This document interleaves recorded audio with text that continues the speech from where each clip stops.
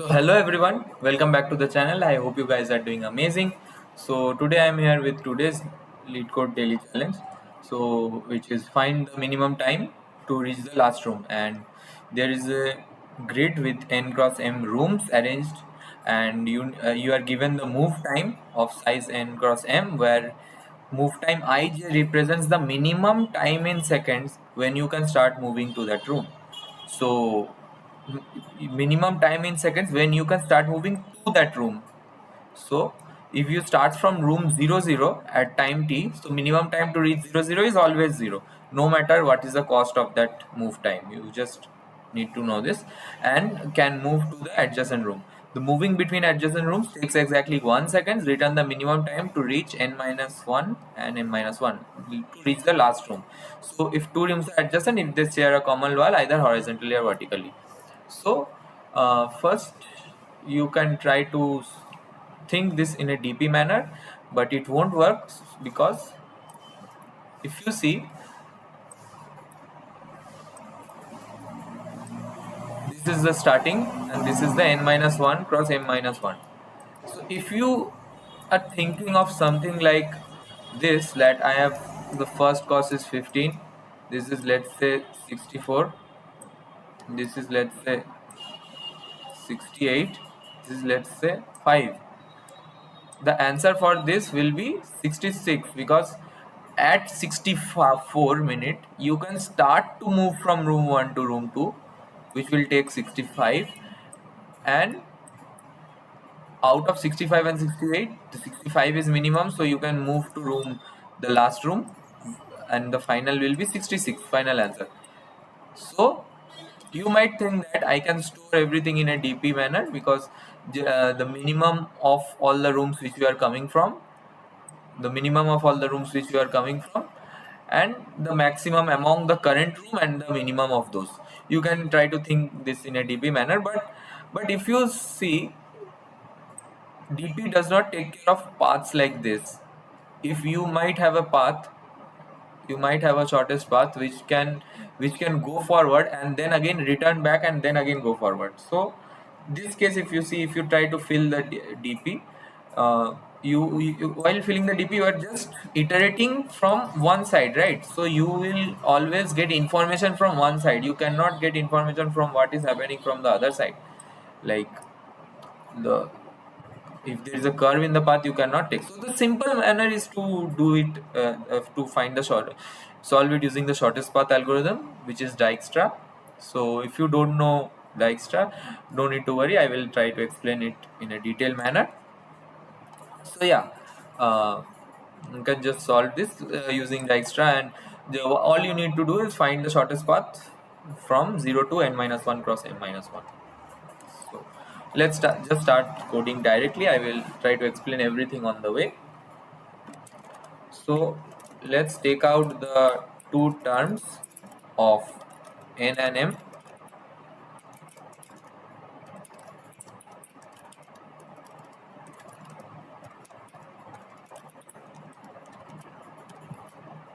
Now I have the two terms n and m.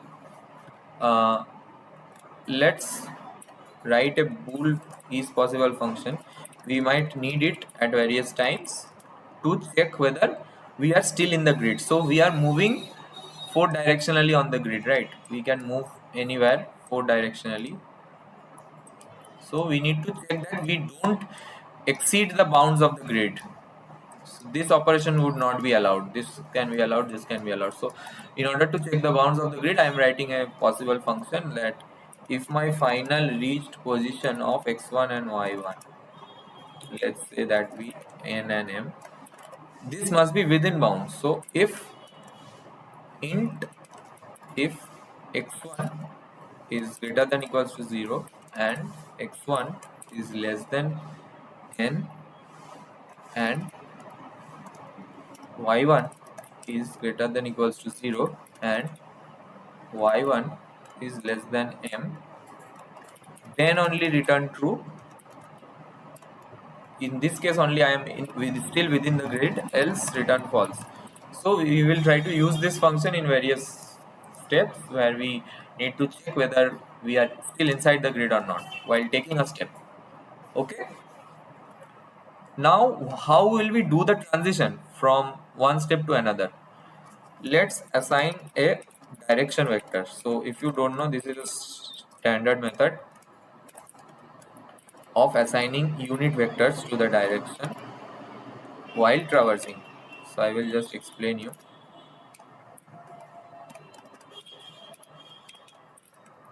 So what I did is that I am storing some unit vectors 0, 1, 1, 0.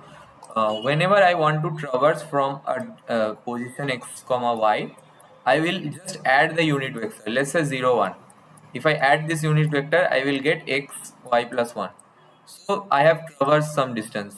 So that's how I store all the unit vectors representing all the 4 directions that we can travel to. So we can just add the unit vectors one by one to check whether what will be the next cell of the grid. So yeah, I have this. We will also need a priority queue as required in the Djikstra to store the nodes. So how to assign a priority queue? You know that it's int vector of int. Since this is a minimum path algorithm, we will need a min heap, so priority queue is basically a heap which stores everything in the order of either minimum value or maximum value. So so this is how I can store. But if you notice, we what is the node information here? The node info in order, we need to store in order of cost and also the coordinates. We also need the coordinates, right? So we need 3 elements, not just an integer. So instead of integer, I will write here vector of integer.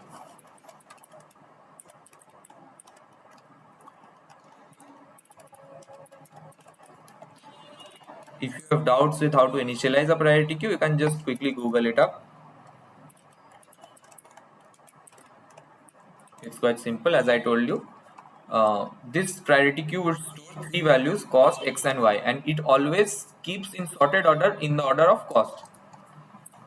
So the minimum value is stored here thereby. So yeah, what we should do now is initialize the distance array.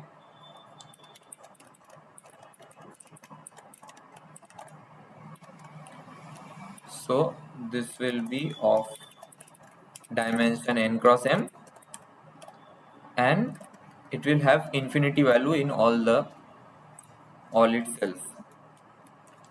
So yeah, one thing which I forgot to do here is long. We must always do long for safety, especially in this problem. There might be some errors.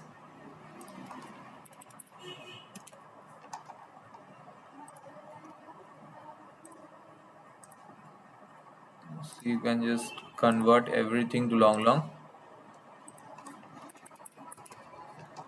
and also have an infinity variable, which is, let's say, a large value 1e15. So here the value is 1e.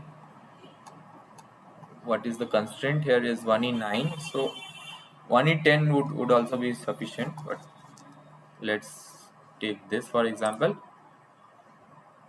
And so yeah, we initialize the distance array. Initially, the Djikstra algorithm goes something like this. We initially try to store a distance array. So we have an array n cross m, which will tell us that I comma j will tell us that what is my shortest path, what is my shortest distance from 0 comma 0 to that I comma j cell. So initially everything is initialized to infinity. When we will get a better something better answer, we will just store it instead of infinity. We will just check that which is the maximum distance. Since we want the minimum distance, we will just do this. So yeah, that's distance array. And what is the distance to traverse from 0 to 0 is 0, right? The cost to traverse from 0 to 0 is always 0. So we must store that also. So we start checking whether the priority queue is empty or not. This is normal BFS technique, also used in Djikstra, and we just extract some x values from pq dot top. The first value is supposed to be cost, right? Then the value of x will come,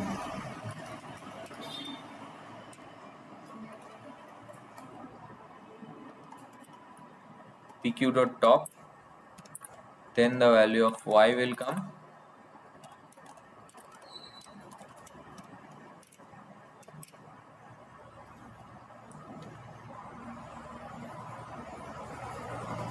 yeah. And now we need to go through all the values, all its neighbors. So if you see, Dijkstra is nothing, is very similar to BFS. So we are basically doing BFS on a grid, and it is basically a BFS with a priority queue, since we need to find the shortest path. So yeah, we have 4 directions on which we want to traverse, and our new vectors will be x1, which is x plus direction of I 0. So I add the direction vector x coordinate to get my new adjacent node. I add my direction vector of y coordinate to get the adjacent node of along y. And then what I will do is, I will say that if not of is possible, so I wrote a function of is possible. If this is not the case, I can do m and n and m. If this does not lie in the bound, then what you can do is just continue. Go to the next neighbor to check whether it is in the bound. If it is this is not. Now I will check, and now I will try to find out the new cost. What can be the new cost? If you try to think, I am traversing from this cell to some other cell, okay? And what I need to know is that which value is maximum. Suppose this is 6 and this is 2. If this value is maximum, then I have, in order to traverse here, I have already taken 6 amount of time, so I will get 7 time, okay? And if this is minimum, let's say 12, I can only start moving at 12, so that will be 13. So what I am doing is I am extracting the maximum among these two values, max of these two values, and I am adding a +1. So that's what we will write here. What we are doing is max of the values. So the distance xy, this is the distance xy, comma, move time x1 y1. So this is the current cell, and the next cell move is we are going to extract it from the move time, the 2 cells, and +1. Yeah. So if I see that my distance array of x1 y1, the next value of the distance is greater than t, c1 is greater than the cost, then we do have some optimizations to do, right? We do have some optimizations to do. So I will store this value. So if this is infinity, as in the initial case, it will always give greater, and then it will store this value. So that's how one by one it will replace the values of infinity from the grid. So now we have what we need to do also, that this is the next neighbor, so we need to analyze this also. So we just do pq.push. What are we pushing? We are pushing the value c1, we have the x1, we have the y1 into the priority queue. I forgot to do a pq.pop here. And so yeah, all we need to return is the distance from 0 comma 0 to n comma n minus 1 n minus 1. So this is stored in the distance array, as I told you.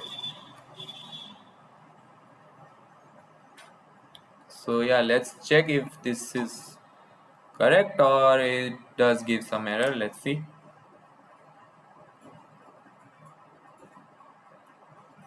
So yeah, I have some basic mistakes here. And so yeah, one thing I need to do is again ll. I just forgot that. I'll just quickly do ll, and this move time is integer, right? This is provided by the Leetcode function, so I need to convert that to ll. So yeah, this should work, I guess. Is it? Okay, so it's giving a wrong answer. Let's check what's the issue. So yeah, as you can see, I did not push the initial vector so into our priority queue. So in order to go from x 0 comma 0 to 0 comma 0, we have a cost of 0. So that's what we need to store initially, definitely, otherwise we are missing things out.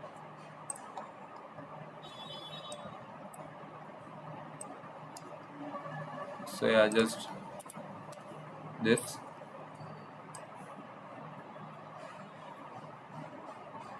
So yeah, we have the accepted. Let's try to submit it. So yeah, we have accepted thing. So that was all for this problem, and it was a medium kind of problem since it has the usage of Djikstra on a grid. But I hope your day is going to be really easy. Thank you.